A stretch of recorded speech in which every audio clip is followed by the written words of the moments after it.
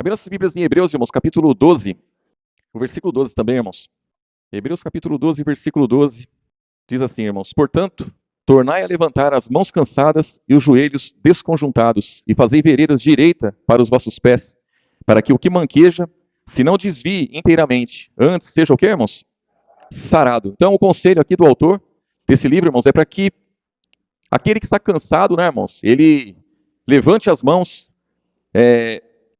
e os joelhos desconjuntados. Joelhos, irmãos, mãos é boca, né, irmãos? Então, temos que confessar Jesus. Ainda que cansado, ainda que... Porque aqui, irmãos, esse livro de Hebreus está tratando aqui de apostasia, né, irmãos? Então, o povo aqui estava apostatando da fé. Então, o autor aqui, ele incentiva os irmãos a levantar as mãos cansadas, a tornar a confessar o nome de Jesus, fazer vereda direita para os pés. Pé é entendimento. Então, entendimento direito, caminhos direitos. E aí diz aqui, ó, no versículo 14, ó, segui a paz com todos e a santificação, sem a qual ninguém verá o Senhor, tendo cuidado de que ninguém se prive da graça de Deus e de que nenhuma raiz de amargura brotando vos perturbe e por elas muitos se contaminem.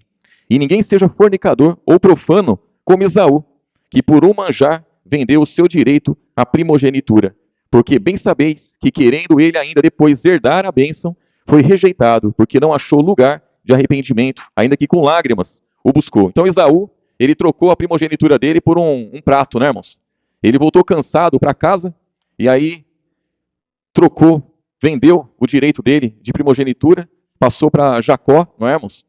E Jacó tomou posse da primogenitura dele, e de Jacó surgiu as 12 tribos de Israel, e aí nós sabemos muito bem a história de tudo isso. Então ali ele caiu num laço bem grande, Esaú, né, irmãos? Caiu num laço bem grande, e aqui fala que ele foi fornicador, profano. Por que isso, irmãos? Porque ele tornou aquilo que era grandioso, ele tornou simples. Então a primogenitura é o que ele tinha de mais importante ali. A primogenitura, o seu primeiro filho, era algo muito importante, irmãos. Muito importante. E ele trocou aquilo por um prato de comida. Então ele foi profano. Ele tornou simples aquilo que tinha grande valor. E na verdade, o problema dele já aconteceu no ventre da mãe dele, né, irmãos?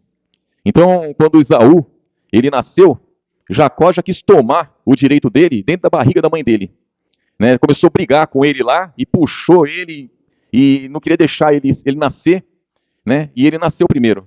Então ali já começou o diabo já começou a operar na vida deles logo ali, né? E depois ele vendeu o direito de primogenitura. Então o Antigo Testamento, irmãos, o Antigo Testamento, as 12 tribos de Israel, ela surgiu de Jacó, que praticamente tomou o direito do irmão dele, porque ele não agiu de boa fé, né, irmãos? Agiu de má fé ali, né? Aproveitou o momento ali que o irmão chegou cansado e falou: vamos trocar esse direito de primogenitura, você está com fome? Tô aqui um prato bom para você, ó. E ali a desgraceira toda aconteceu. E aí vem Jesus, né, irmãos? Jesus ele vem e ele traz salvação, traz libertação, traz um novo concerto e a paz do alto, Espírito Santo, ele vem e oferece tudo isso para nós. E aí o autor aqui ele fala para a gente: olha, não sejam como Esaú, não troquem aquilo que vocês têm de mais precioso por um prato, porque o que o diabo oferece para nós, irmãos, é um prato.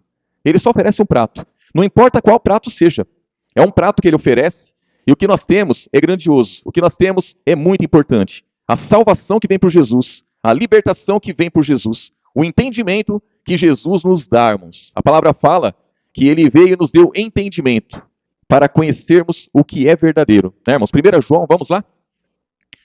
1 João capítulo 5. 1 João capítulo 5, versículo 19, irmãos. Quando Jesus ele vem, irmãos, ele sendo Deus, ele se faz homem e ele veio pagar o preço pelo pecado da humanidade. Aí nós temos que entender por que o próprio Deus precisou vir ao mundo pagar o preço pelo pecado da humanidade. Aí a gente começa a olhar o que vem lá do Antigo Testamento, aquilo que Jesus veio rebater, aquilo que ele veio combater, e aí a gente começa a entender muitas coisas, né, irmãos? A gente consegue entender por que o próprio Deus precisou vir ao mundo para pagar o preço pelo pecado da humanidade. Aqui em 1 João capítulo 5, versículo 19, a palavra aqui nos diz: sabemos que somos de Deus e que todo o mundo está onde, irmãos? No maligno. E sabemos que já o Filho de Deus é vindo e nos deu entendimento para conhecermos o que é verdadeiro. E no que é verdadeiro estamos, isto é, em seu Filho Jesus Cristo. Este é o verdadeiro Deus e a vida eterna. Então, João aqui ele deixa claro que Jesus, ele é o verdadeiro Deus e a vida eterna. Ele precisou vir ao mundo e dar entendimento às pessoas. Entendimento para quê, irmãos? Para as pessoas conhecer o que é verdadeiro.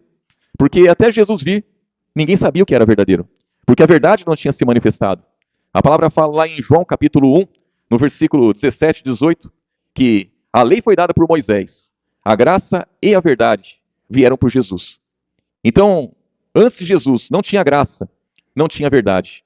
Jesus veio e trouxe a graça e a verdade. E aí, quando o autor de Hebreus fala assim: olha, tomem cuidado para que não brote raiz de amargura em vocês, para vocês não ficar perturbados e contaminar os que estiverem ao redor.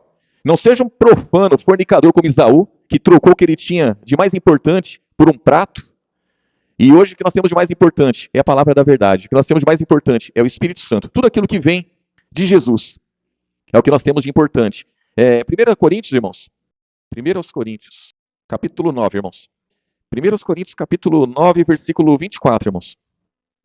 Aqui o apóstolo Paulo, ele fala como que ele se comportava, né, irmãos, após ter recebido essa verdade. Por quê? O apóstolo Paulo, ele era judeu. O apóstolo Paulo, ele estava firmado na lei. Ele era honrado como aquele que estava firmado na lei. Ele não conhecia a graça. E aí, quando ele conhece Jesus, a graça derramada sobre a vida dele, e ele foi um homem, irmãos, que ele valorizou muito aquilo que ele recebeu. O apóstolo Paulo, ele valorizou demais o que ele recebeu de Jesus, e ele diz aqui como que ele se comporta, como que ele se comportava diante disso. Versículo 24, 1 Coríntios capítulo 9, versículo 24. Não sabeis vós que os que correm no estádio, todos na verdade correm, mas um só leva o prêmio? Correi de tal maneira que o alcanceis. E todo aquele que luta, de tudo se abstém. Eles o fazem para alcançar uma coroa. Que coroa que é, irmãos? Corruptível, que se acaba, que se aniquila, que é destruída muito facilmente. Nós, porém, uma incorruptível, que não se acaba, que não se destrói, que não acaba nunca, irmãos. A coroa que nós esperamos, ela é incorruptível.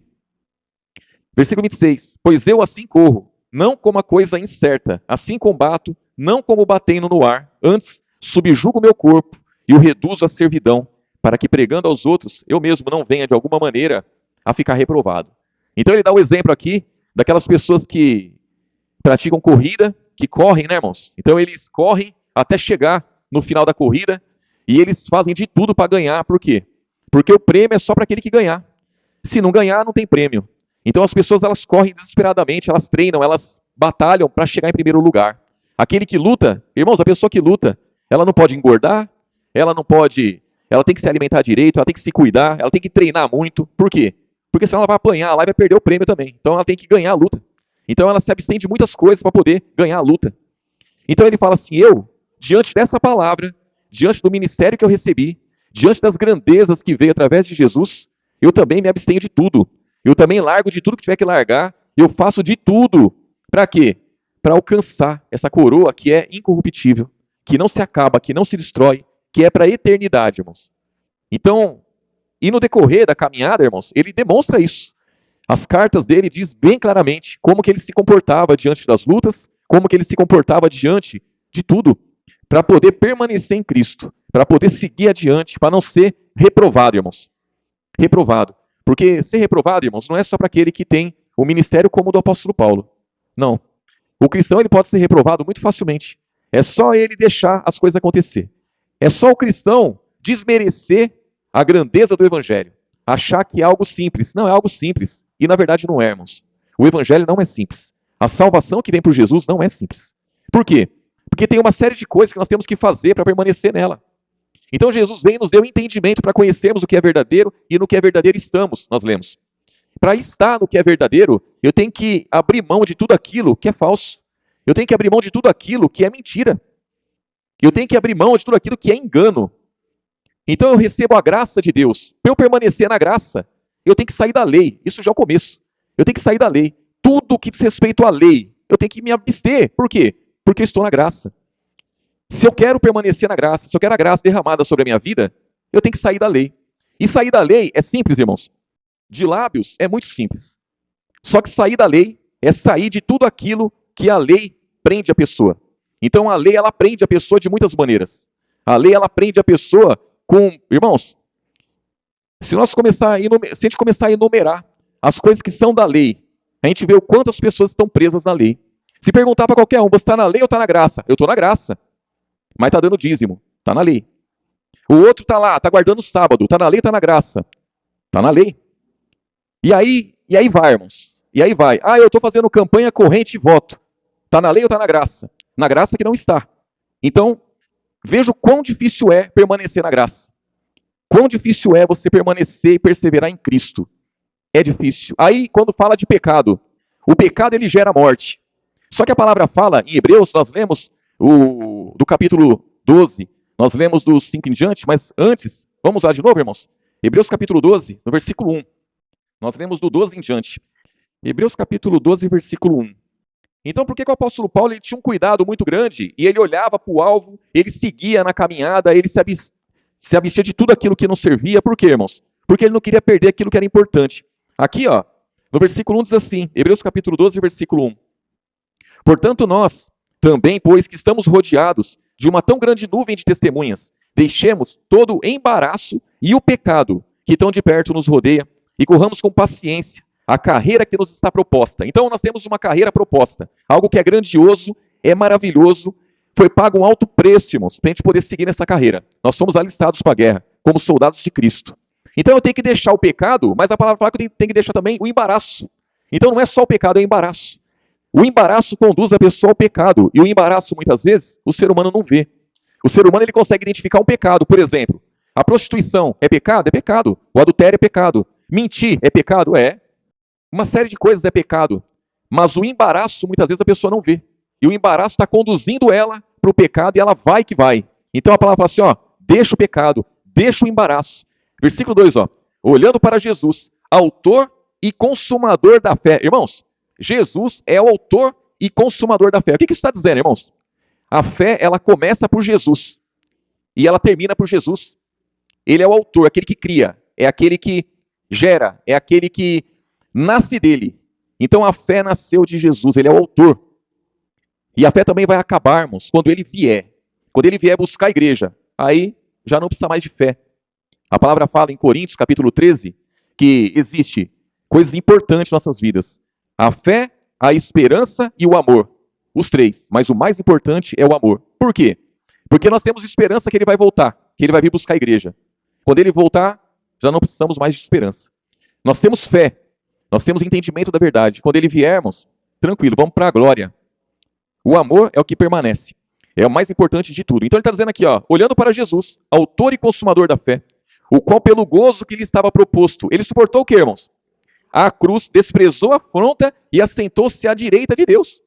Então ele tinha um gozo proposto, ele tinha, irmãos, ele sabia que ele vencendo, ele voltaria para a glória. Então, por isso, ele suportou a cruz. E quando fala suportou a cruz, ele suportou tudo, irmãos. Então ele pagou o preço pelo pecado da humanidade, ele desprezou a afronta, ele venceu tudo, cumpriu o ministério dele, Jesus.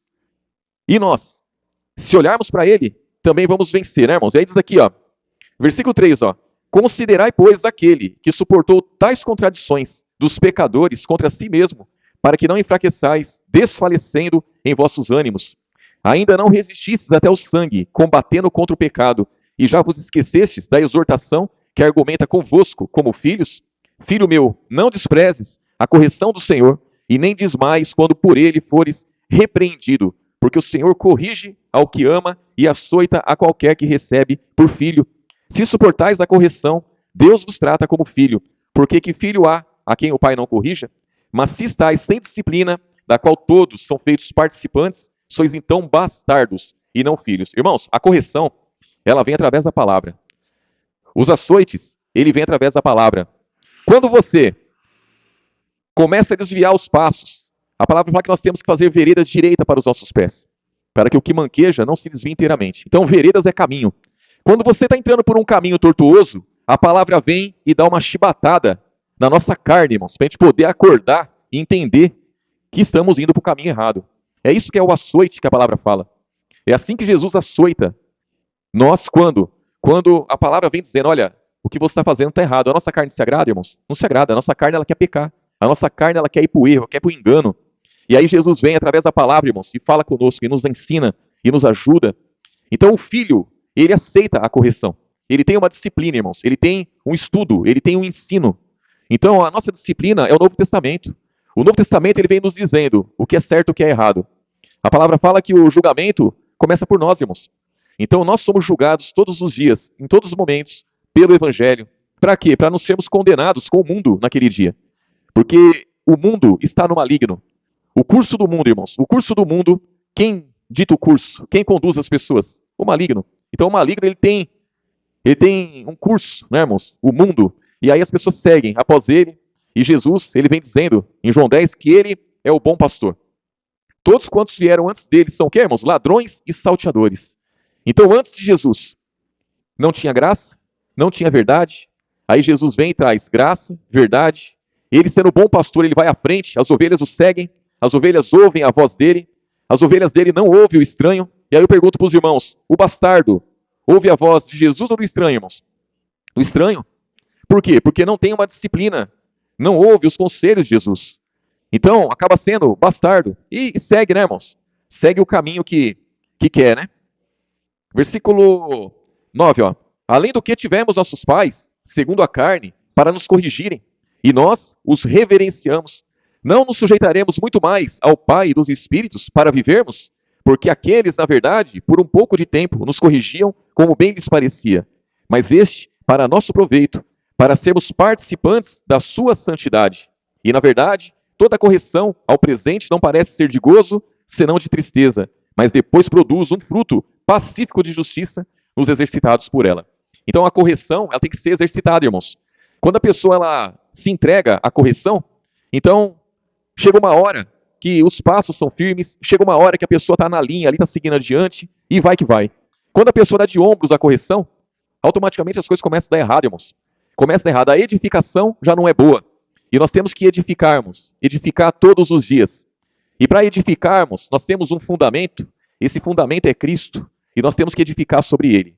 Aquele que está sem disciplina, aquele que não se sujeita à disciplina, começa já a arrumar um outro fundamento, não é, irmãos? Não vai ser Jesus. Porque se o fundamento for Jesus, tudo dá certo, irmãos.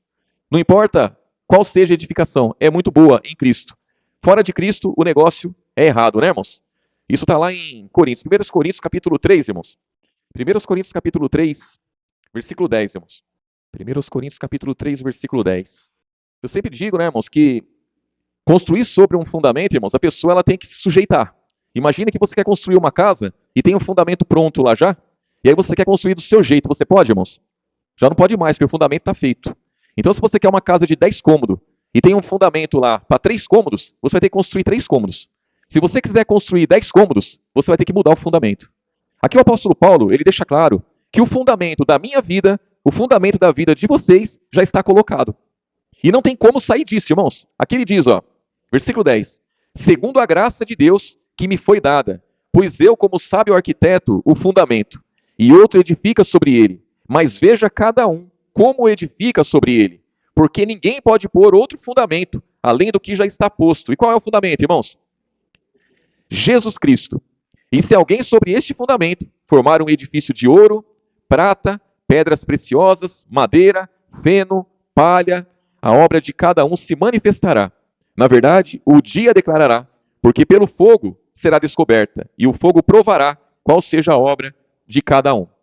Então, irmãos, o fogo são as aflições. As aflições, ela vai mostrar qual é a obra de cada um. As aflições, as lutas, as investidas do maligno, vai mostrar como eu estou edificando a minha vida. Vai mostrar como os irmãos estão edificando a vida. Tem aquela pessoa que dizem que é fogo de palha, né, irmãos? Fogo de palha é aquele fogo que ele cresce e já morre logo, acaba logo, porque a palha queima muito fácil. Então, se alguém edificar um edifício de palha, irmãos, não vai suportar nada. A palha, um foguinho já acaba com ela. Se fizer de madeira, vai demorar um pouquinho mais para queimar. Se fizer de pedras preciosas, se for o ouro, vai derreter. Se for uma pedra mais dura, vai permanecer mais tempo. Mas, irmãos, a verdade é que o fogo, ele tudo consome. Mas tem aquele cristão que ele resiste, né, irmãos? Ele resiste, ele está ali firme, ele segue adiante. E aí ele vem dizendo aqui, ó, Versículo 14, ó. Se a obra que alguém edificou nessa parte permanecer, esse receberá o quê, irmãos? Galardão. Irmãos, o galardão está onde? O galardão está aqui na terra ou está lá no céu? Está no céu. Então, se a obra permanecer, irmãos, então a salvação está certa e vai ter galardão no céu. Versículo 14, ó. Não, versículo 13, ó. Se a obra de cada um se manifestará, na verdade o dia declarará, porque pelo fogo será descoberta, e o fogo provará qual seja a obra de cada um. Se a obra que alguém edificou nessa parte permanecer, esse receberá galardão. Se a obra de alguém se queimar, sofrerá detrimento, mas o tal será salvo, todavia, como pelo fogo. Então imagina que você não mudou a estrutura, irmãos. A estrutura é Cristo. E você edificou ali um edifício de palha. Irmãos, a palha, o fogo, a aflição acaba muito facilmente. A palavra fala, irmãos, que o tal será salvo. Não importa se edificou de palha, se edificou de pedra preciosa, de ferro, de feno, não importa. A diferença é como vai ser salvo. O importante é o fundamento. Mas, se a pessoa ela quer ser salva, ela quer os galardão, ela quer... Irmãos, o negócio é fazer uma edificação boa. Então, muitas vezes, o problema está, irmãos, na vivência nossa aqui no mundo. Porque tem cristão que ele padece demais aqui. Mas por quê, irmãos? Porque a edificação não está de acordo. A estrutura está certa, a estrutura é Cristo. Mas está edificando com palha, está edificando com madeira podre. E o negócio não dá certo, irmãos. Aí é padecimento. O fogo consome muito rápido. As aflições detona com a pessoa. Então, a edificação ela é importante. A forma, veja cada um como edifica sobre esse fundamento. O fundamento é Cristo. Então, se nós temos um fundamento que é precioso, irmãos, temos um fundamento que é firme, irmãos, vamos ter que ter cuidado para edificar nossas vidas. Ver como que nós estamos edificando, como nós estamos valorizando o fundamento que temos. Porque não adianta você pegar uma estrutura, irmãos, muito boa e fazer uma edificação de qualquer jeito. Já que a estrutura é boa, vamos edificar coisas boas. E aí vai vir a aflição e não vai consumir nenhum de nós. A aflição não vai meter a gente em desespero, irmãos. Pelo contrário, a gente vai vencer as aflições. Versículo 16, ó. Não sabeis vós que sois o templo de Deus e que o Espírito de Deus habita em vós? Se alguém destruir o templo de Deus, Deus o destruirá. Porque o templo de Deus que sois vós é o que, irmãos? Santo. Santo, irmãos, é separado. Separado. Por que nós somos santos? Nós somos santificados por Jesus. Somos separados por Jesus. Separados da onde? Separados do mundo. Tirados do mundo. Somos escolhidos. Por que escolhidos? Porque Jesus tirou a gente do mundo. Somos separados do mundo, escolhidos do mundo. Então, só por isso, irmãos, só por isso já é uma glória muito grande. Ser um escolhido de Deus é uma glória muito grande. Ser separado é muito. Ser santificado, irmãos. Mas a palavra fala que nós temos que buscar a santificação todos os dias. Sem ela, não vamos herdar o reino de Deus. Então, o que é isso? Jesus vem e nos tira do mundo. E nós temos que permanecer longe do mundo. Ele tira cada um de nós do mundo. Mas nós temos que permanecer no seu reino, senão nós voltamos para o mundo. Então não dizem, um pé lá, um pé cá. Não é isso? Um pé no mundo. Não, irmãos, não pode ser assim. Nós temos que estar seguindo os passos de Jesus, na caminhada após Jesus, para quando as aflições vierem, a gente conseguir vencer as aflições, vencer as lutas, vencer as batalhas, irmãos. São batalhas, muitas batalhas. E nós temos uma carreira, né, irmãos? Diz aqui, ó, versículo 18, ó, ninguém se engane a si mesmo. Se alguém dentre vós se tem por sábio neste mundo, faça-se louco. Para ser o quê, irmãos? Sábio, porque a sabedoria deste mundo é loucura diante de Deus, pois está escrito, ele apanha os sábios na sua própria astúcia. E outra vez, o Senhor conhece os pensamentos dos sábios, que são vãos. Portanto, ninguém se glorie nos homens, porque tudo é vosso, seja Paulo, seja Apolo, seja Cefas, seja o mundo, seja a vida, seja a morte, seja o presente, seja o futuro, tudo é vosso, e vós de Cristo e Cristo de Deus. Existe uma hierarquia, né, irmãos? Então, o apóstolo Paulo deixa bem claro qual é a hierarquia. Então, Jesus é o cabeça, né, irmãos? É o cabeça do varão. Irmãos, e ele tem que ser o nosso cabeça mesmo. Se Jesus não for o nosso cabeça, estamos perdidos. Se a gente não deixarmos, não deixar ser levado pelo Espírito, porque a palavra fala que o vento sopra para onde quer e a gente ouve a voz do vento, mas não sabe de onde vem nem para onde vai, né? Assim é todo aquele que é nascido do Espírito. Então, aquele que é nascido do Espírito, irmãos, ele é conduzido. Ele não dita regras, ele não fala o que é certo e o que é errado. Não, ele deixa se levar pelo Espírito. E Jesus, ele cuida de nós e ele faz o que é certo, irmãos. Ainda que muitas vezes a gente ache que não, né? Mas ele sabe o que é bom para cada um de nós. Ele faz o que é certo, irmãos. Eu creio nisso. Vamos finalizar, irmãos, em João. João capítulo 1, irmãos. João capítulo 1, versículo 11. O apóstolo Paulo, ele diz lá em Romanos capítulo 1, né, irmãos, versículo 16, que ele não se envergonha do evangelho de Cristo, pois é o poder de Deus para a salvação de todo aquele que crê, não é, irmãos?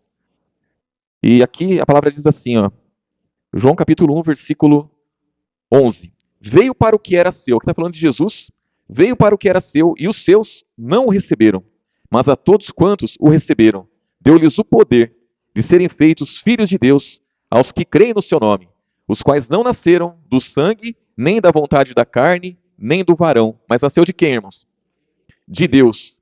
E o Verbo se fez carne e habitou entre nós, e vimos a sua glória como a glória do unigênito do Pai, cheio de graça e de verdade. Então, ele era o unigênito, né, irmãos? E depois que ele paga o preço pelo pecado da humanidade, ele se torna o primogênito. Já não é mais o único, mas aí se torna o primeiro. Então, a palavra da verdade, irmãos, essa é o poder de Deus para a salvação de todo aquele que crê. Essa é o poder de Deus para o homem deixar de ser filho do maligno e passar a ser filho de Deus. Imagine, diante de uma riqueza dessa, irmãos, como que nós vamos nos comportar, né? Diante de uma riqueza dessa, qual vai ser o nosso comportamento? Então nós vamos cumprir, né, o que está dizendo em Mateus, quando fala da parábola da pérola preciosa, né? Então, imagine, irmãos, assim como o negociante, ele acha uma pérola de grande valor e ele vende tudo que ele tem para comprar aquela pérola. Imagine nós, quando nos deparamos com uma tão grande salvação. Se nós não temos que abrir mão da nossa vida, abrir mão de tudo que nós tínhamos, tudo aquilo que era valor para nós, hoje, aquilo já não tem que ter mais valor, irmãos. O mundo já não tem que ter mais valor para a gente. O que tem que ter valor é o Novo Testamento.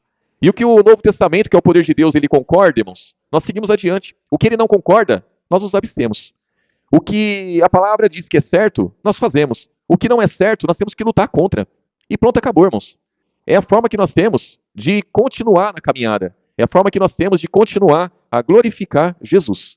Porque glorificar Jesus, irmãos, quando tudo está bom, glorificar Jesus fazendo tudo o que eu quero, os meus lábios vão se alegrar mesmo em glorificar Jesus. Agora eu quero ver glorificar Jesus quando eu tiver que me abster disso, daquilo outro. Quando a minha carne quiser fazer algo, eu falo, não, não dá. Fazer que nem o apóstolo Paulo, de tudo se abstém. Para quê? Para alcançar uma coroa incorruptível, que não se acaba, irmãos. Que não se acaba. E por que as pessoas, diante das aflições, elas caem? Porque a edificação é palha, a edificação é madeira podre, é feno, são coisas que o fogo muito facilmente destrói. Aqueles que permanecem, irmãos, aqueles que perseveram, ainda que por aflições, tudo que vem pela frente, que suporta, é porque a edificação é com uma pedra firme, é um material que o fogo, a aflição não está consumindo, irmãos. Então isso é importante para nós. É estruturar nossas vidas de maneira que a aflição não consiga nos derrubar, irmãos, não consiga consumir aquilo que Jesus tem nos dado. Amém, irmãos? O Espírito Santo abençoe grandemente os irmãos. Vamos orar, agradecer a Jesus.